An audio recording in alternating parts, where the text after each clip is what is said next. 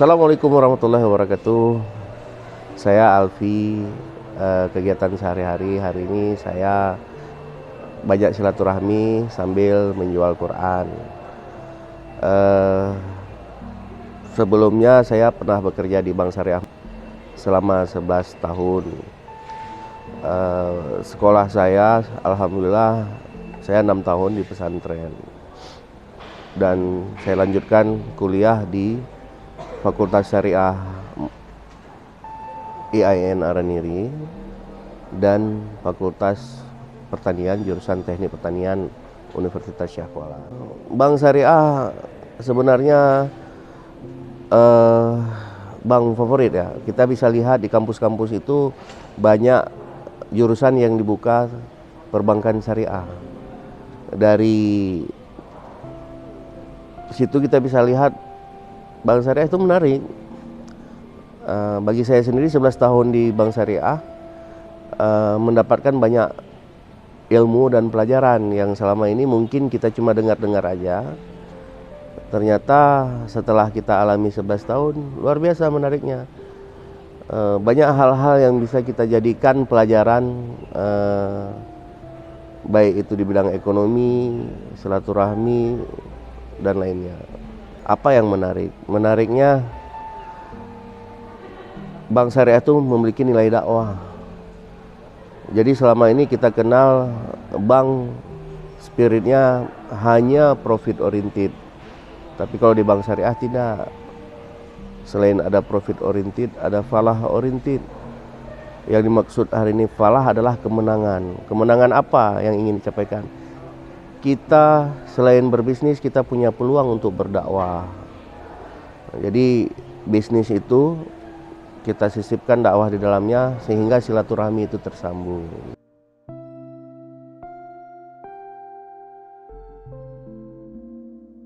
Ya, sebenarnya mengenai resign itu lebih tepatnya itu masalah pilihan hidup, bukan karena tema Bank Syariahnya sendiri.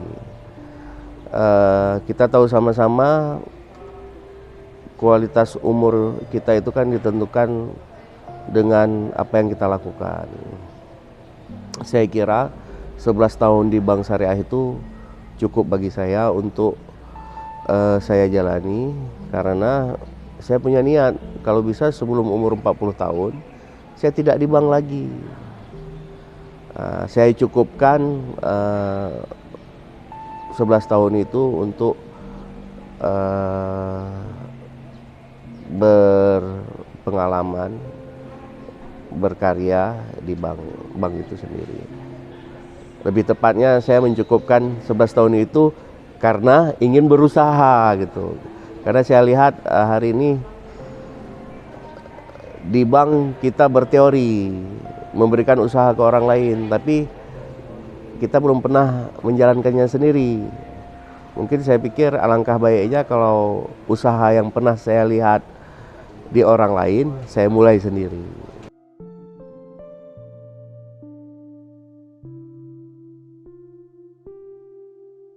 Oh ya, untuk hal ini memang debatable di dalam masyarakat. Kalau saya sendiri melihat justru Bank Syariah hari ini itu solusi dari apa? Yang kita ketahui, bank itu prinsip dasarnya pinjam meminjam. Tujuan bank didirikan salah satunya untuk pinjam meminjam. Transaksi yang dilakukan oleh bank pinjam meminjam. Nah, seperti yang kita ketahui, dasar pinjam meminjam itu secara hukum Islam adalah tabarruk. Tabarruk apa maksudnya? Lebih kepada tolong menolong, ta'awun. Jadi di bank konvensional pinjam meminjam diberikan kelebihan. Itulah yang hari ini kita kenal dengan interest ataupun bunga. Kelebihan ini didasarkan oleh pinjam meminjam tadi. Nah, dalam konsep Islam pinjam meminjam tidak boleh ambil kelebihan karena konsepnya tabaruk. Nah, Bank Syariah hadir dengan konsep pinjam meminjam tadi diubahlah menjadi konsep murabahah, jual beli, musyarakah, kerjasama, ijarah sewa. Jadi yang boleh diambil kelebihan itu dari akad tijarah. Akad tijarah artinya akad yang didasarkan pada prinsip dagang. Jadi saya kira justru Bank Syariah hari ini hadir menjawab solusi kebutuhan masyarakat. Masyarakat yang tidak berkeinginan dengan riba, dia akan memilih akad-akad syar'i tadi. Pertanyaannya, apakah itu sudah benar dilakukan? Nah, itu jadi PR bersama kita. Terkadang hari ini itu yang menjadi debatable. Ada orang yang menganggap sama aja atau gimana. Justru kalau saya melihat Bank Syariah hari ini berupaya untuk mensyariahkan bank konvensional. Jadi bank syariah sendiri itu konsepnya sebenarnya mensyariahkan bank konvensional, bukan bank syariah. Karena pada dasarnya konsep bank itu adalah pinjam meminjam. Itu.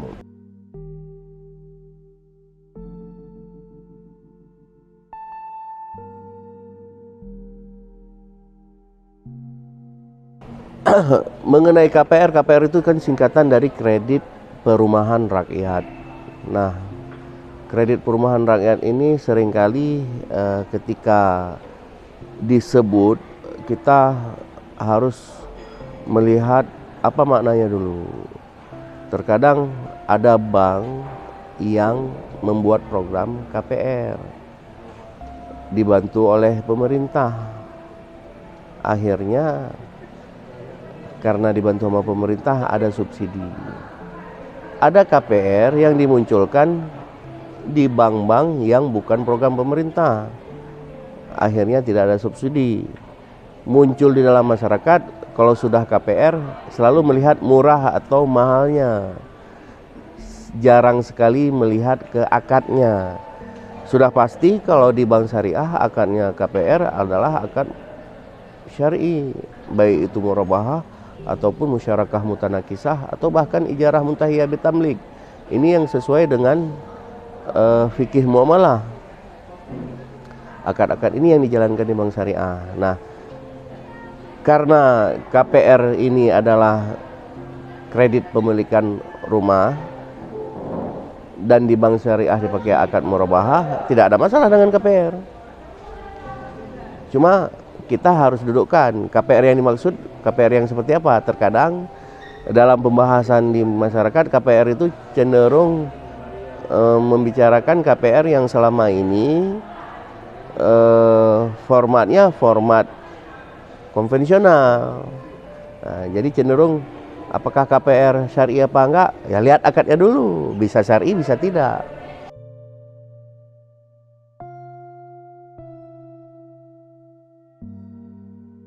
Jalan. Nah, cuma ada kendala. Nah, kalau dibilang jalan. Contoh, kita lihat di produk pembiayaan ataupun financing. KPR tadilah.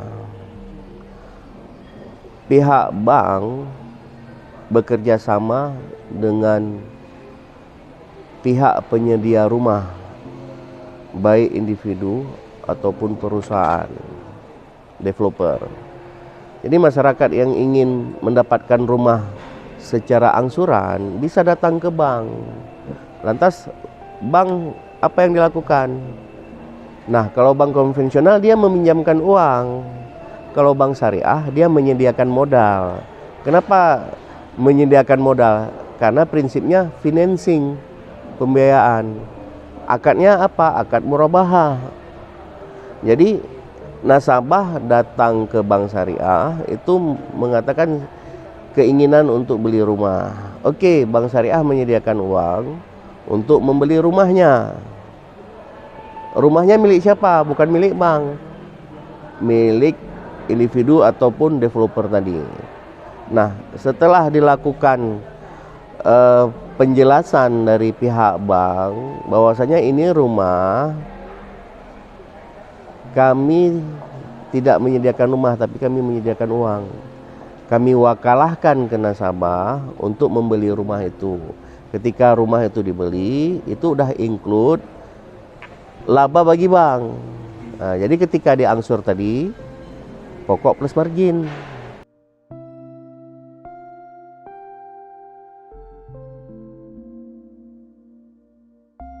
Tidak. Kenapa tidak? Karena dalam fikih itu yang dimaksudkan ada dua akad dalam satu transaksi itu lebih kepada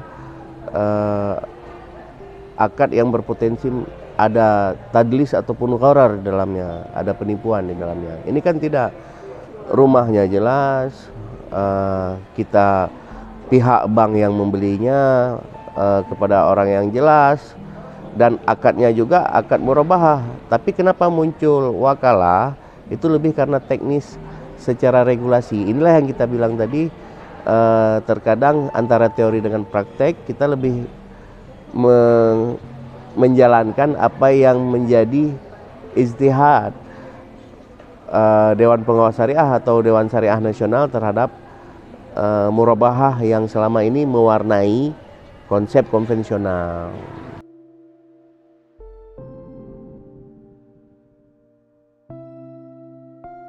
Ya, sebenarnya pilihan hidup. Kita hidup yang tidak lama ini paling tidak haruslah kita kalkulasi, waktu itu harus berharga. Kalau di bank itu, maaf kita bilang, bagi saya waktu di bank itu lebih banyak untuk porsi di bank daripada untuk keluarga. Akhirnya saya mengevaluasi quality time lah. Saya berkeinginan hidup yang sebentar ini lebih banyak waktu yang bermanfaat untuk keluarga daripada untuk bekerja di kantor. Konsekuensi kita bekerja di bank, ya waktu kita banyak tersita untuk bank. Jadi lebih tepatnya resign saya bukan karena permasalahan bank syariah atau konvensional, tapi pilihan hidup mengenai pandangan saya terhadap quality time.